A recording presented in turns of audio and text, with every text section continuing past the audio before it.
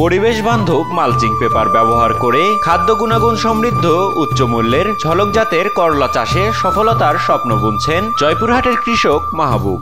সদর উপজেলার ধলাহারের রামকৃষ্ণপুর এলাকার কৃষক মাহবুব এবার ৩৩% জমিতে করলা চাষ করেছেন।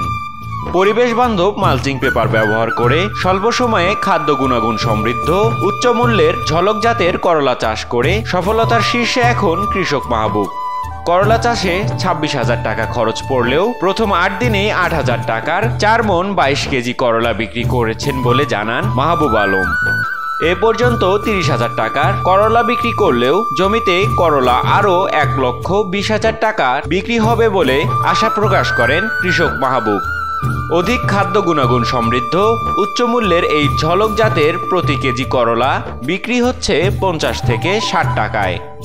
পরিবেশ বান্ধব ও ফলন বেশি হওয়ায় মালচিং পেপার ব্যবহার করে করলা চাষ দিন দিন বৃদ্ধি পাচ্ছে বলে জানান জয়পুরহাট কৃষি সম্প্রসারণ অধিদপ্তরের উপপরিচালক কৃষিবিদ রাহেলা পারভিন। জয়পুরহাট জেলায় ২০২৪-২৫ মৌসুমে ১০৫ হেক্টর জমিতে উচ্চ ফলনশীল জাতের করলা চাষ হয়েছে বলে জানান তিনি। বাজারে ভালো দাম পাওয়ায় করলা চাষিরা এবার খুশি বলেও জানান তিনি।